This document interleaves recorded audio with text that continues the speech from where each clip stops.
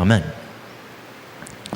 Well, we've been, for those of you who have not been here for the past winter time, these past many weeks, we've been going through the book of James with the intention of studying the practice of our faith as Christians.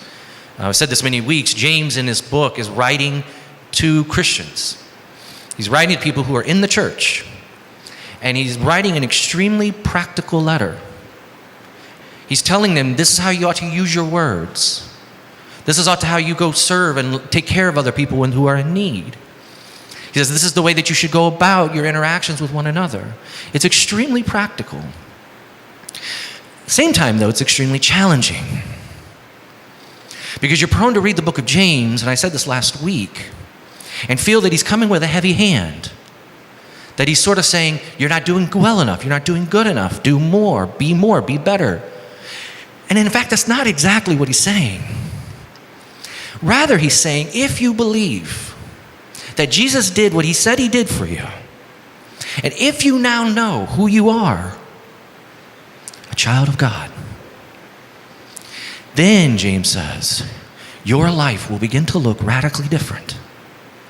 The way you talk to people, the way you use your money, we'll see in a while, the way you use your time. And today, what he wants to talk about is the way you and I make decisions, the way we plan. And there's a good way to plan, and there's a not so good way, and he talks about the not so good way. He's saying this whole letter, a lot of people read this first part and they say, well, what he's condemning is the getting of money. He says, you'll go to this town and that town and do business and make money. So obviously James is down on money. No, he's not. The Bible's pro-money. It's okay. That's not what he's saying. If you read it that way, then you're oversimplifying the message. It's not simply about whether you should go somewhere and strike it rich. That's not what he's concerned about. He's concerned about the way we make plans in our life. The way we seek to order our life, the way we seek to control every variable. And many of you are at the point, or you have been, or you will be, maybe you are at this morning, where you have to make a decision. And if you've ever been at a point where you have to make a major decision.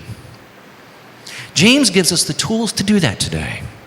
And it's quite radical, and it's quite beautiful. It essentially says, listen, everybody plans. Everybody has to plan. And even those, and I know there's some people that I've talked to over the years who say, I'm not a planner. I just, I live, I'm carefree. Why plan? Why worry? I live by the seat of my pants. But do you realize even living that way is planning? You're planning not to plan.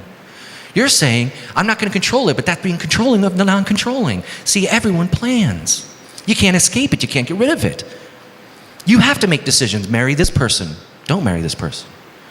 Go here, don't go here. Take that job, don't take that job. And James isn't so much concerned about the planning, but the methodology behind it. How does our Christian faith change the way we make decisions in life? See, James says the opposite of planning is not planning. Look at verse 15. He doesn't say, just don't make decisions. Live free and blind. Go through life, close your eyes, and just take what comes. No. Remember, in verse 15, he says, yeah, you still have to do this and do that. That's life. Every day we make decisions, some big, some small. And James is more concerned about the how we make those decisions, the why. He argues that really the way we tend to make decisions is fundamentally wicked, he says, sinful. And why would that be? Because what James is going to argue today, and we'll look at this, is that we've done something in our decision making. We've removed God from it, fundamentally. James says, he says, how dare you say, we'll go there and do this and do that and make money? He says, that's boastful. That's arrogant. You know what he's saying? Another way to say this is, he's saying that you and I put ourselves at the center. What's good for me? What's convenient for me? What will make me happiest? Me. And James says, you can't do that. If you live your life in that form, you'll always be trying to control and manipulate. You'll always be trying to own. You'll always be worried, we'll see in a second. He says it's boastful and it's arrogant. Why? Because what we've done is we've removed God from the equation, functionally speaking. We may say, well, I'll pray about this. but we don't. We may say, well, if God willing, but we don't really care. Functionally and fundamentally, James is arguing this morning that the way you and I make decisions is our will be done, not thy will be done. It says to forget God altogether. You notice at the beginning of the passage, he says, how can you say, I will do this, I will do this? What he's saying is, we live in a me culture, me, me, me, me, me. What works for me? What makes me happiest? What suits my needs? And James says, if you have that as your paradigm and your rubric, what you've functionally done is removed God from the entire equation. You've forgotten him. And there's disastrous consequences when that happens in our lives. James calls it sin. And I'll unpack that in a second. There's a great phrase here that I'm going to teach you today. It's a great phrase. It's Latin. It's called Deo Volente. Can you say that? Isn't that nice? And really what it means is God's will. And I could have just stood here and said God's will, but Deo Volente sounds a lot cooler, doesn't it? It's like now I'm blanking. What, Carpe Diem? Dead Poet Society, yes. Carpe Diem. See, you remember Carpe Diem. You don't remember Seize the Day. Carpe Diem, Deo Volente. If there's one phrase you got to learn today, it's this one. And there's an interesting way in which you're going to be able to apply it to your life. And James points to it. First, Deo Volente. This is the way we ought to make decisions, James says, if the Lord wills. But we don't. We say, okay, maybe. I'll consult him, maybe. But really it's about me. And there's two disastrous consequences to that. And I want to explain it under this. You have an outline, you can follow along. I'm going to go a little bit off the outline this morning. Because there's two things that happen. It's bad for God and it's bad for us when we do this. When you and I remove God from the central place of decision making in our lives, when we begin to say, my will, not Deo Volente, mio volente, oh, it gets ugly. First, why is it so bad for God? Why is it so bad for God when we forget him or remove him from the planning process of our lives, when we take him out of the center of every major decision that we make? Why is it bad for him? I touched on this last week. Actually, I talked a lot about it. I'm going to touch on it again today. Last week, James says, you adulterous people. What he was pointing at is that, listen, people, don't you realize that your relationship to God is like that of a marriage? It's intimate. It says to a husband to a wife and a wife to a husband. So therefore, when you and I forget him, it hurts him. What I mean by that is this. See, he's not primarily saying for us to follow rules. He wants us to know that we're in a relationship with him. And what's the worst thing you can do in a relationship to another person? Forget them. Sometimes forgetting somebody or being forgotten yourself, does it not hurt much worse than any bad word somebody could say to you? To be treated like a vapor. Oscar Wilde has that great quote. I know I don't endorse him. It's just a funny quote. He says, the only thing worse than being talked about badly is not being talked about at all. And you know that deep down in your heart. We want to be recognized. And God says, listen, he says this, if you go back to Psalm 9, he says, I'm not going to forget you, but you've forgotten me. And in Jeremiah 2, he starts off by saying, back in the day, you guys remembered me all the time, and now you've forgotten me. So now you're on your own. And in Jeremiah 2, if you look back, he equates that relationship to what? A maiden at the wedding ceremony. He says, you used to remember me as if I was your bride, as if I was that special to you, and now you've forgotten me. You don't just break rules. We broke the relationship with him. We've treated him as a vapor. We've forgotten the one thing that's most essential to us, Deo Volente, him himself. Listen, I've done a couple weddings, and I've been to a lot more weddings. And I've never been to a single wedding where the bride comes down and has forgotten her makeup. Why? It's essential. You wouldn't walk down the aisle. I've never seen a wedding where the groom comes in with no suit on, no real clothes. Why? It's essential. And God says, listen, people, I'm that to you. And if you forget me, I forget you. See, this is why James calls it sinful. You see now, you read that part in James and you say, he's making kind of a big deal out of nothing, isn't he? I mean, it's just decision making. And he says, I'm a sinner? But now you see what he's digging at. He's not just saying you broke rules, he's saying you broke the relationship. You've erased God. You've forgotten him. You left him out in the cold. You treated him like a vapor.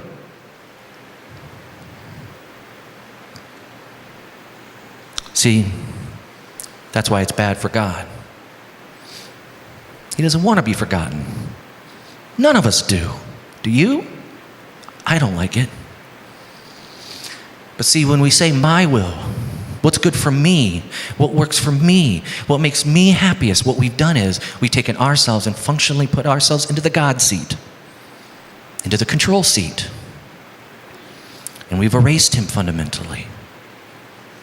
It's no longer Deo Volente, it's Mio Volente. What works for me. And it breaks his heart. Because he wants to be intimate with you. Now, if it's bad for God, why is it bad for us to make decisions this way? To fundamentally have a me-centered, functional way of making decisions, planning our lives out. Why? Well, it's because when you and I say, my will be done, what's good for me, what we've essentially done is put ourselves, like I said, into the God seat. We're now pretending that we have control over our lives, that we're in control, that we're like God. And if you go back to the beginning in Genesis, what's the first sin? Oh, I know, eating the apple. That's not the sin.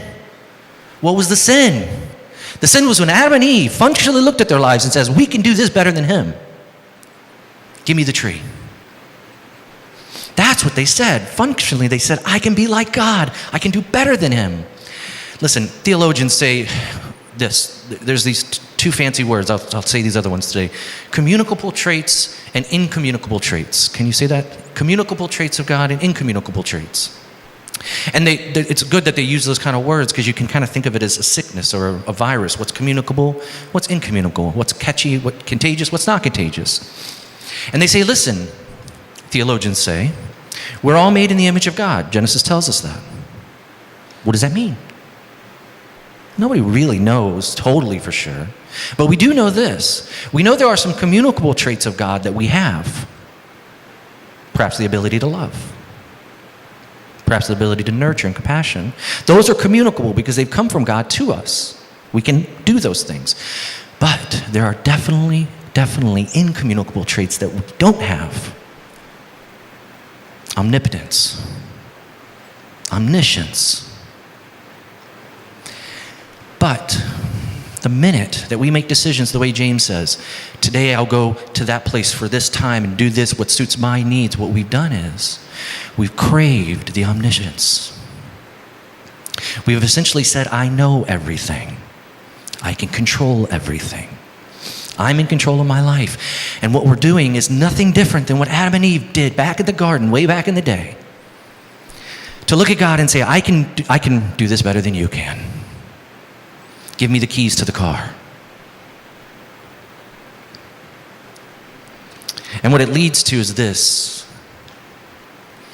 And I've counseled people over the many years now, and this is one truism that I found.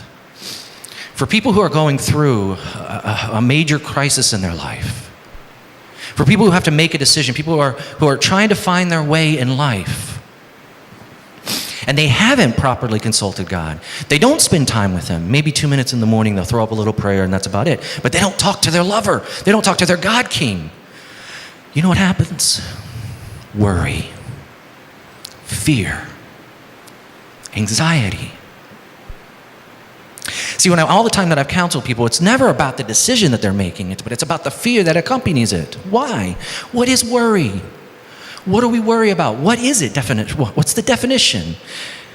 It's a frustrated ambition towards omniscience. Let me say that again. When you and I worry about things in our life, you know what it is? What worry is a frustrated ambition towards our seeking of omniscience. We want to be like him. We want to pretend that we're in control. We want to pretend that we have it, and we think ourselves into circles, and we wear ourselves down, and we stress, and we fret, and we worry. We get depressed. James says that's because you and I put ourselves in the middle again. We're constantly taking God and saying, you go to the margins. I can do this on my own.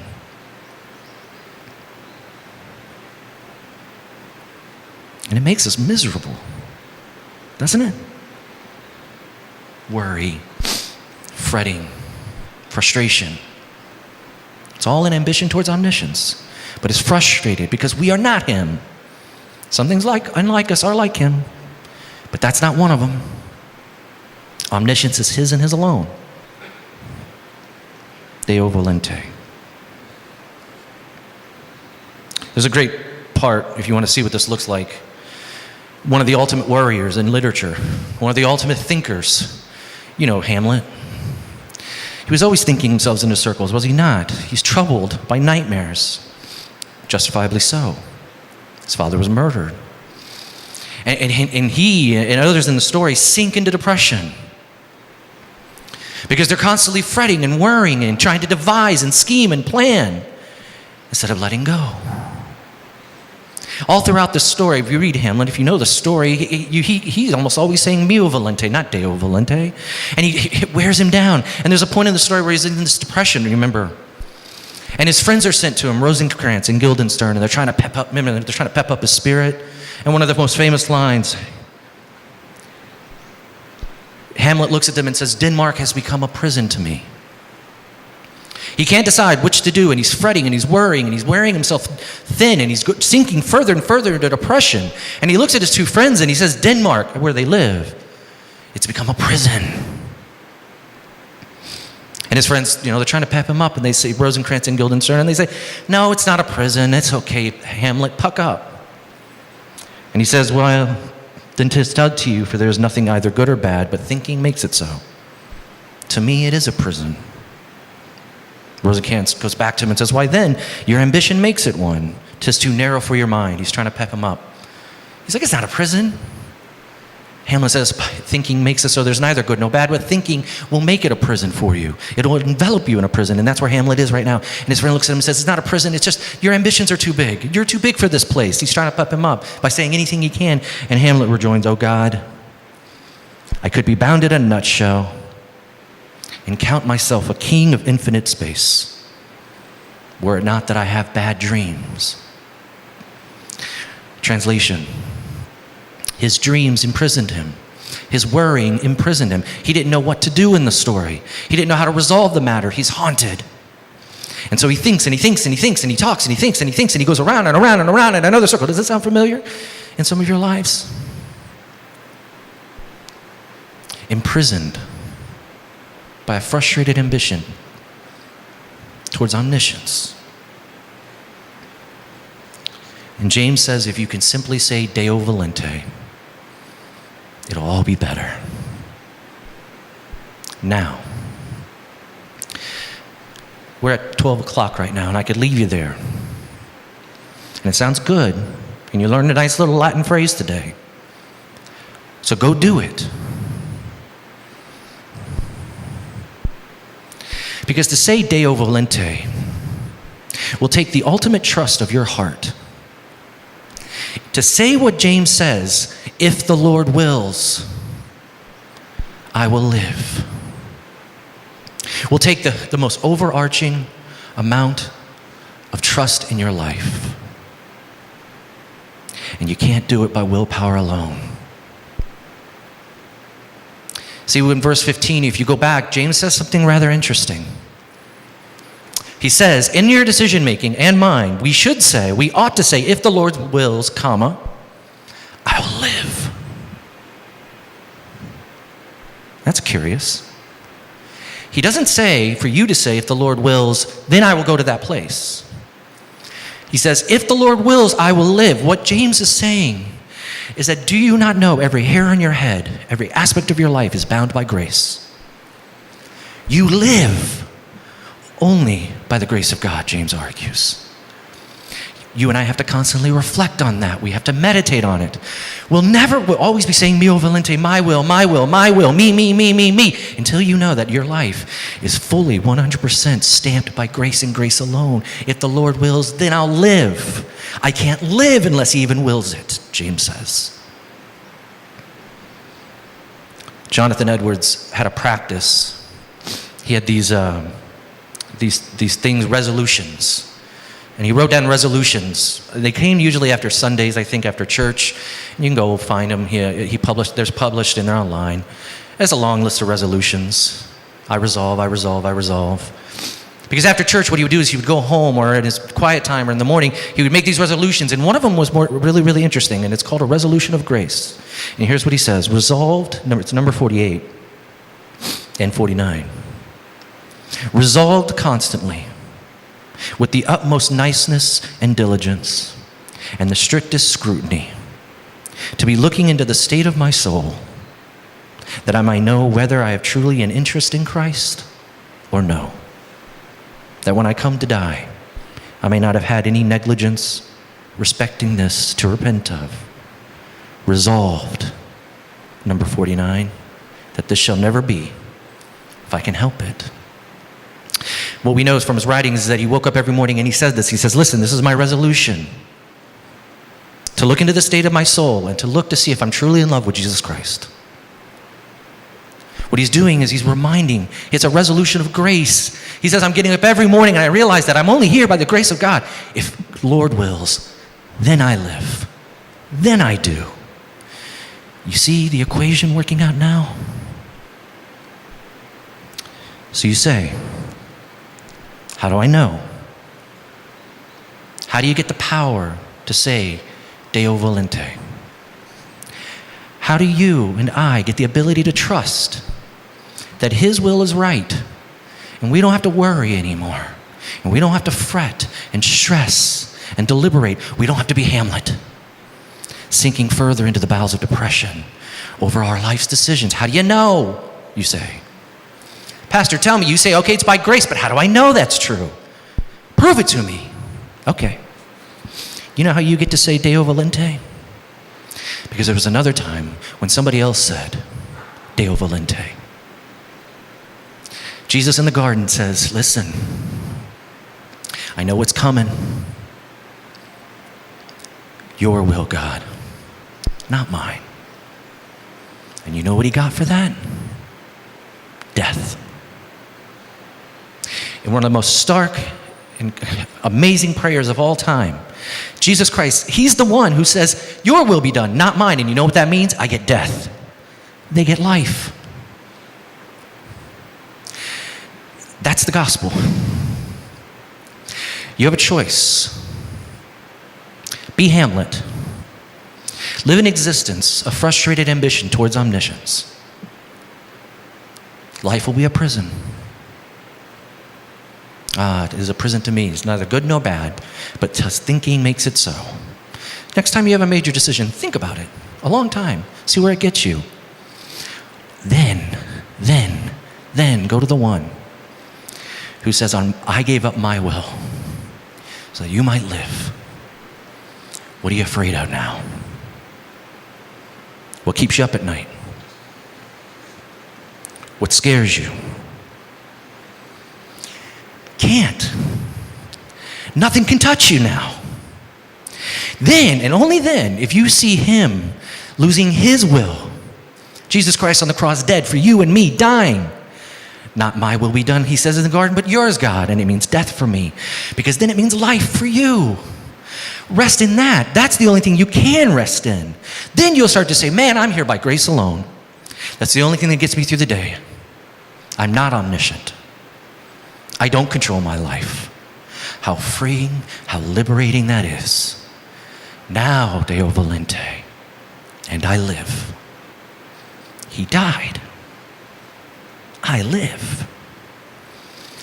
Brothers and sisters, you want to trust him? You want to trust him with your life this morning? It's the only thing I can tell you. It's not willpower. It's going to your bridegroom again. and says, you gave up your son. I forgot you, but you never forgot me. Back to what I said at the beginning, in all of our decision making, what we fundamentally do is we forget God. We take him out of the equation. But you know what happened on the cross? Jesus was forgotten by his own Father, so that you and I know we'll never be forgotten. We can't be forgotten. Why? His blood speaks a truer word of love. Rest in that. Find him beautiful again. Then and only then can you go out to lunch now and start saying, Deo Volente. Not my will, God, yours. Because it was at your will that he lost, so that I might gain. Go in silent prayer now. Reflect on that. Think about it. Let it sit on your heart for a while.